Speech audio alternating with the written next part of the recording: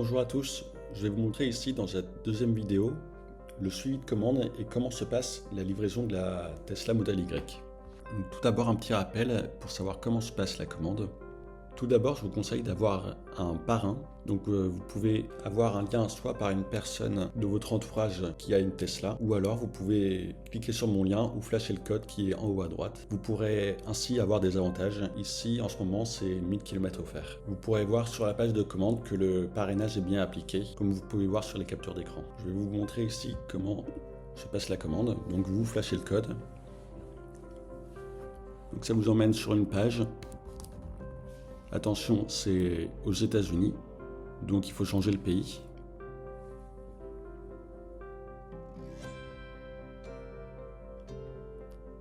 Donc ici, ça vous rappelle 1000 km de supercharge offerte.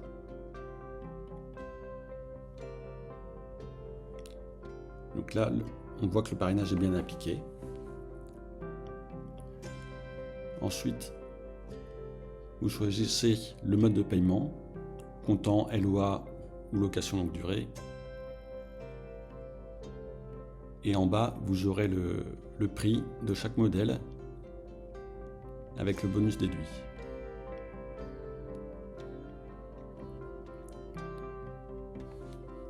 Ensuite, vous pouvez avoir toutes les caractéristiques du modèle.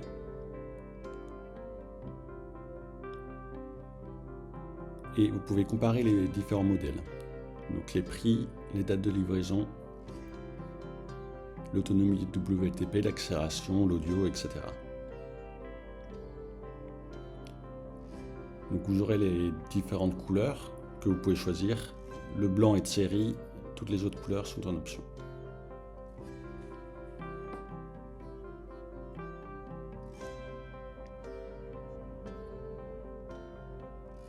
Ici c'est pack autopilote. De base c'est l'autopilote standard de série. Les accessoires. Et ici la date de livraison prévue. Donc mai-juin pour une commande aujourd'hui en mars.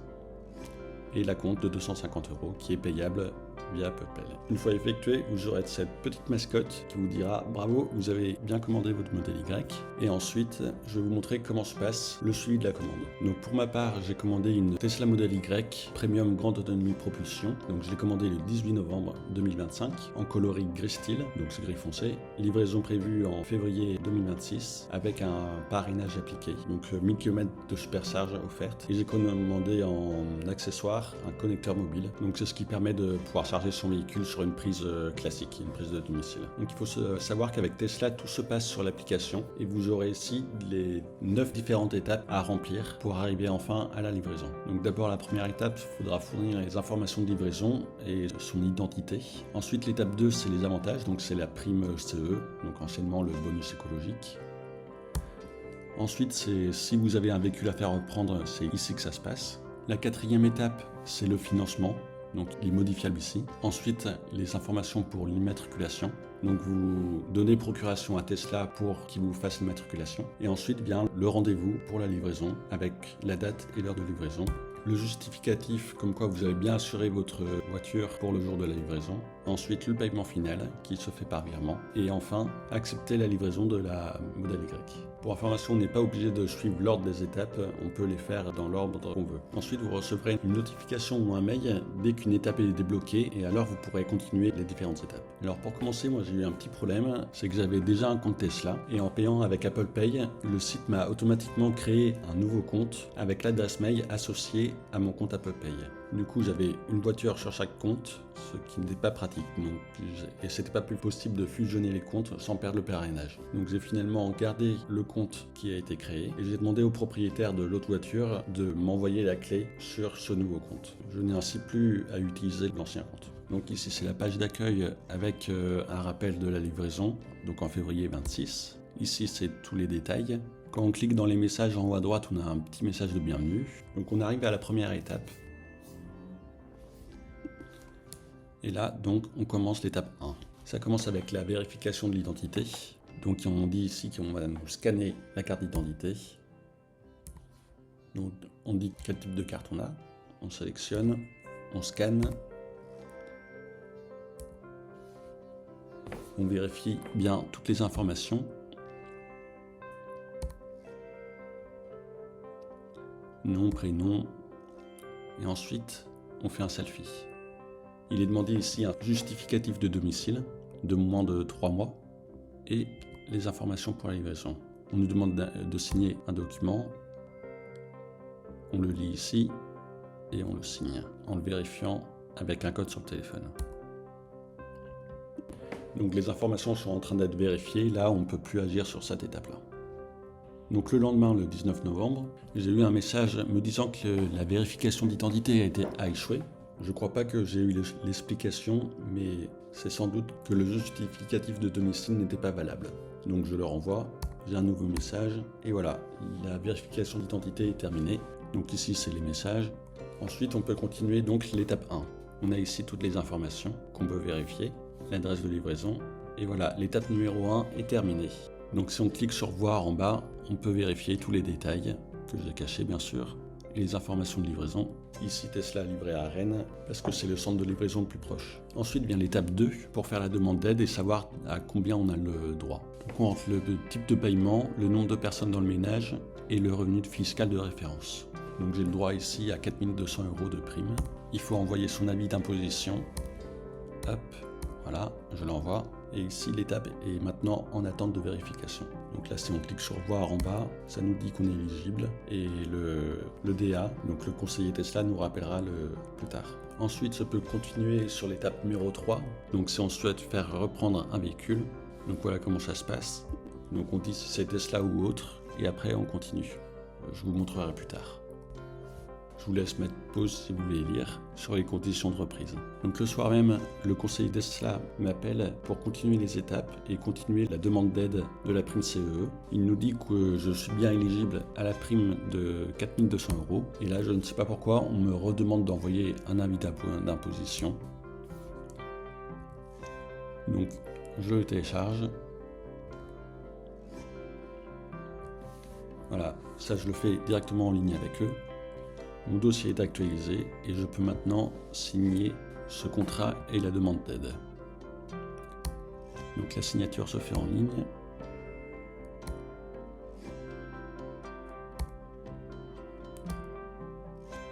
Et voilà. Ici pour l'étape 4, la demande de financement. Pour ma part, c'est content, donc il n'y a pas d'autre action à faire. Ici, c'est terminé pour cette étape. Le lendemain, nouvelle notification avec une précision sur la date de livraison. Donc ici, livraison entre le 18 janvier et le 3 avril. Et je vais vous montrer ici comment se passe la reprise du véhicule. On rentre la plaque d'immatriculation, ainsi que toutes les données du véhicule. Donc ici, c'est un 3008.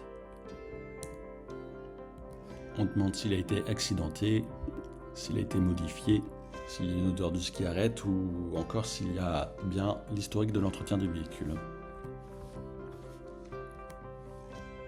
On demande ici la carte grise et différentes informations administratives.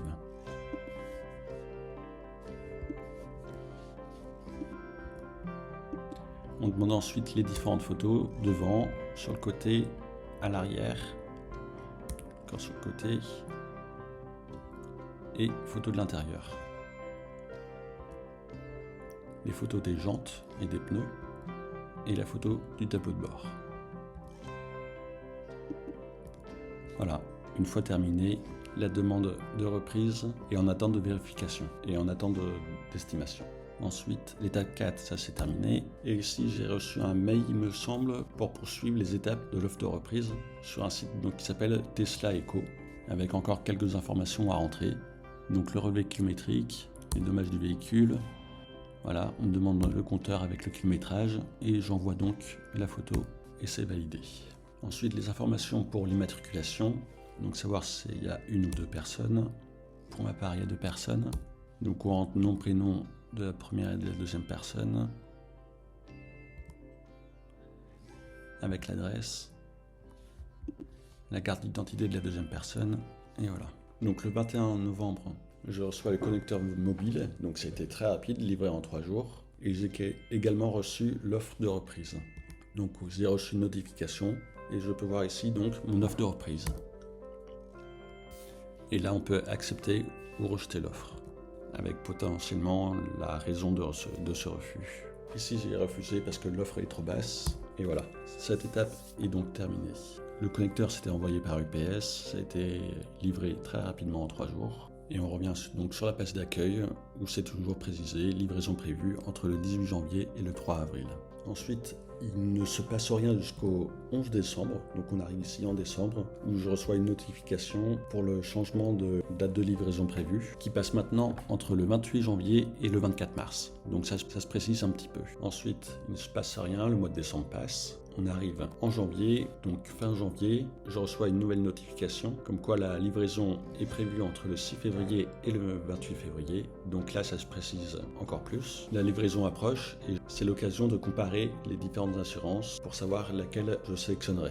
Donc ensuite, janvier passe, pas de nouvelles. On arrive en février. Donc là, il se passe beaucoup de choses. D'abord, début février, donc le 5. Je reçois une nouvelle notification pour me dire que la livraison prévue a été modifiée. Elle arrive finalement entre le 20 et le 28 février, ce qui ne m'arrange pas du tout parce que je partais en congé à ce moment-là. Donc pour l'instant, je ne m'inquiète pas plus parce que je me dis que la date peut encore bouger et au pire, je pourrais faire une procuration pour qu'une autre personne puisse aller la chercher. Donc ensuite, le 11 février, je reçois une nouvelle notification pour me dire que le VIN a été attribué au véhicule. Donc ce qui veut donc dire que le véhicule a été fabriqué et a été attribué à ma commande. Donc là, la livraison se précise entre le 19 février et le 26 février. J'ai oublié de passer les photos. Voilà, le petit message comme quoi le VIN a été attribué. Ici, dans les détails du véhicule, le VIN il apparaît ici. Donc avec ce numéro, on peut voir sur internet, il y a des décodeurs de VIN pour savoir à quoi correspondent les différents chiffres, pour savoir s'il a été fabriqué à Berlin, combien de moteurs il a, etc. Ensuite, la mise à jour de la date. Et enfin, la procuration pour l'immatriculation. Ça ressemble à ça. Voilà, on la signe et on l'envoie. Et ensuite donc le paiement final, donc je reçois une nouvelle notification pour me dire que les informations sont disponibles et qu'on peut effectuer le virement. Donc on effectue le virement à ce RIB, donc toutes les informations sont ici avec le montant et puis il faut bien rappeler le numéro de commande qui commence par RN dans le libellé du virement. Donc on va voir la banque pour faire le virement et une fois que c'est fait, cette étape est terminée. Donc on revient à la page d'accueil, on est ici le 16 février et enfin le 20 février, je reçois un message me disant que finalement la livraison sera fixée au 7 mars à 9h30. Donc c'est un samedi, c'est assez tôt, mais donc je commence à m'organiser. Et d'un côté ça m'arrange parce que je n'ai pas de procuration pour la livraison à faire et je pourrais aller la chercher moi-même. Donc je vais sur l'application, là je vois bien que c'est livré le samedi 7 mars avec un petit message dans la messagerie de l'application avec le rendez-vous de programmé et la facture finale disponible. Donc on a sur l'étape numéro 6 un rappel de la date, de l'heure et du lieu de livraison et on a en cliquant dessus tous les détails de la livraison et ce qu'il faut apporter. Donc c'est validé. Là on arrive enfin en mars, donc le 3 mars la plaque d'immatriculation a été attribuée et je contacte alors mon assurance que j'ai sélectionnée pour pouvoir souscrire et démarrer l'assurance à partir du 7 mars, donc à partir de la livraison. Donc voilà la notification comme quoi la plaque a été attribuée et on l'a dans les détails. Le justificatif d'assurance qu'on doit télécharger pour l'importer ici. Ensuite un rappel des étapes à suivre pour la livraison. Donc on arrive ici au jeudi 5 mars où je reçois un SMS me disant que la livraison peut être avancée. Donc étant disponible, je réponds oui, mais bon, entre le jeudi 5 mars et le samedi 7 mars, il n'y a plus beaucoup de dates disponibles. La livraison, elle peut être avancée donc au vendredi 6 mars. Donc on nous prévient finalement la veille pour le lendemain, c'est un peu short, mais bon, on s'organise et ça le fait. Donc il y a un conseiller qui m'appelle pour valider la date, pour valider l'heure. Et ensuite on a un SMS confirmer la date, le 6 mars, donc à 11h. J'appelle l'assurance pour dire que finalement la livraison est au 6 mars. Ici tous les détails. Le justificatif de l'assurance que j'envoie. Et voilà. Donc je dis bien que l'assurance commence à partir de la livraison au 6 mars. Et c'est terminé pour cette étape numéro 7. Donc ici, je reçois un SMS pour me rappeler que la livraison approche et me rappeler l'heure et la date de livraison avec l'adresse. Ah oui, le conseiller m'avait dit que je recevrais un mail avec un nouveau document à signer. Alors attention, ce mail est arrivé dans les indésirables. Je ne l'ai finalement vu que le lendemain, mais bon, il était signé avant la livraison. Donc voilà, le nouveau document à signer. Et toutes les étapes sont enfin terminées. Donc en dehors de l'application Tesla, vous avez différents moyens de suivre l'avancée de la fabrication ou de la livraison de votre voiture. Donc vous avez Tesla Auto Status Tracker, donc aussi appelé TOST. Donc c'est un logiciel à installer où vous pouvez suivre les différents changements de votre commande. Donc voilà, ça ressemble à ça. Donc vous avez ici tous les détails et les changements qui arrivent sur votre commande. Donc ça apporte pas beaucoup plus que Tesla, mais pour ceux qui sont en attente ou qui sont impatients ou à l'affût, il y a quelques informations qu'on a en plus du site de l'application Tesla. Alors sur le même principe, on a aussi Tesla Order Status Checker. Donc là pour le coup, c'est pas un logiciel, mais c'est un site en ligne.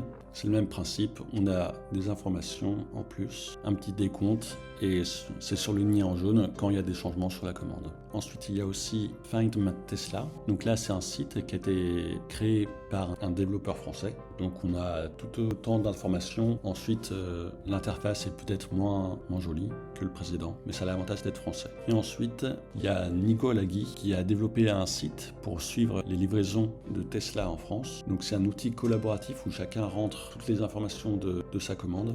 C'est un site très bien fait où on peut voir donc le nombre de commandes qui sont en cours en fonction des différentes versions, en fonction des lieux de livraison, le temps moyen des livraisons et savoir combien de livraisons ont été effectuées. C'est un site qui est très bien fait et esthétique. Ça a été fait par une personne qui attendait aussi sa Tesla Model Y et qui a fait ce site pour savoir s'il était le seul à attendre sa voiture ou pas. Parce que début 2026, il faut savoir qu'il y a eu un problème d'homologation et donc Tesla a eu pas mal de retard pour livrer toutes ces Tesla Model Y grande autonomie propulsion car il y avait la nouvelle batterie qui arrivait et donc qui dit nouvelle batterie disait nouvelle homologation, donc ce qui a retardé pas mal les livraisons. Ensuite, il y a le site pour voir les pièces détachées de ces Tesla, donc le site EPC, et avec son VIN, on peut voir quelles pièces sont associées à notre véhicule. Donc on peut voir ici les références des haut-parleurs par exemple, ici la référence de la batterie, ou encore de l'écran. Car quand j'ai passé la commande, il était en 15,4 pouces, et il y avait des rumeurs comme quoi il allait passer en 16 pouces,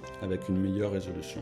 Il y avait d'autres changements sur le modèle 2026, c'est l'intérieur qui passait de gris clair à l'intérieur noir. Donc le suivi des pièces détachées nous permettait ici de savoir Mammut Black là par exemple, ça veut dire que l'intérieur était tout en noir. Donc bien avec les nouvelles améliorations de 2026. Donc enfin vient le 6 mars, le jour de la livraison.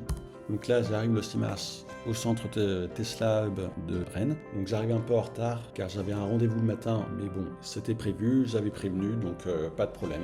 Donc j'entre chez Tesla et je suis directement accueilli pour la livraison. Donc j'arrivais ici, il était environ midi et l'avantage, j'étais tout seul, absolument tout seul pour la livraison. Et j'arrive là dans le hangar avec toutes les voitures en attente de livraison. Donc vient enfin la fin du suspense. Voici la nouvelle voiture en gris style. Et donc j'ai eu la confirmation aussi que j'avais bien la nouvelle batterie, donc la batterie 5M, qui vient remplacer donc la batterie 5L.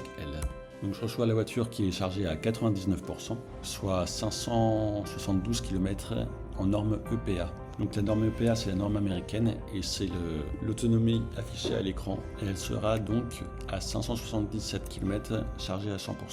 Donc il faut savoir que quand j'ai commandé la voiture, l'autonomie était affichée à 622 km WLTP et avec la nouvelle batterie qui est arrivée entre temps, donc la batterie 5M, ça n'a jamais été confirmé sur le site Tesla en France, mais théoriquement j'arrive à 691 km WLTP, ce qui équivaut à 177 km en norme EPA, mais bon, c'est pas l'autonomie réelle que vous aurez, tout dépend de votre conduite. Et si vous utilisez la voiture en ville, sur route ou sur autoroute. J'essaierai de vous faire un retour plus tard de l'autonomie réelle du véhicule à l'utilisation. Autre info, on voit sur l'application que j'ai bien eu les 1000 km de superchargeur offerts et bien que la voiture était chargée à 99%, j'ai quand même eu 150 km de supercharge offerte en plus. Je sais pas pourquoi, mais bon, c'est toujours bon à prendre. Et enfin, donc l'intérieur de la voiture, j'ai bien le nouvel écran 16 pouces, alors qu'à la commande c'était l'ancien écran à 15,4 pouces.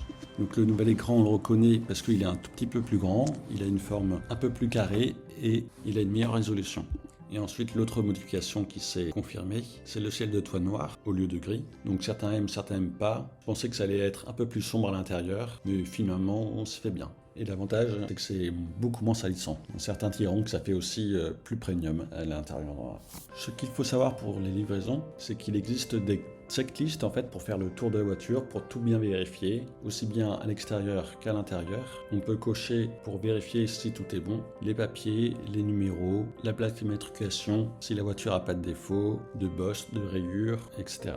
Donc pour vous aider, il y a une checklist qui est proposée sur le blog Tesla. Ensuite, vous avez le site Check My Tesla. Donc c'est un site français qui a été fait par le même développeur que Find My Tesla. Donc le site est très intuitif, très bien fait et vous pourrez ajouter des photos et vous pourrez télécharger le récapitulatif à la fin de la livraison. Donc vous avez ensuite un autre site, Tesla Sniper, qui propose aussi une checklist de livraison. Ou alors plus simple encore, vous avez Tesla Geek qui propose un fichier Excel que vous pouvez lui demander par email. Vous pouvez aller sur son site internet et vous trouverez son adresse email. Pour ma part, il me l'a envoyé très rapidement.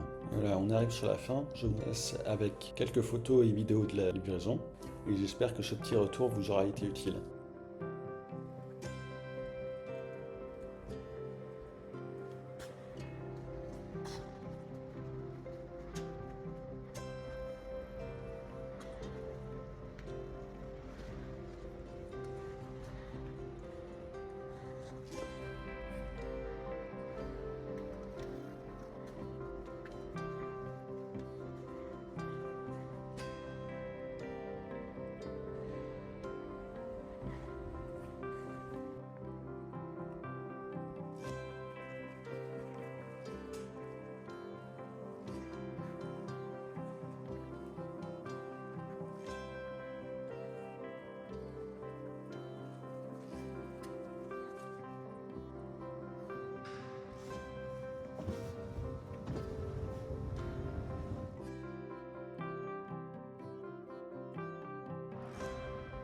Voilà, merci d'avoir regardé la vidéo jusque-là.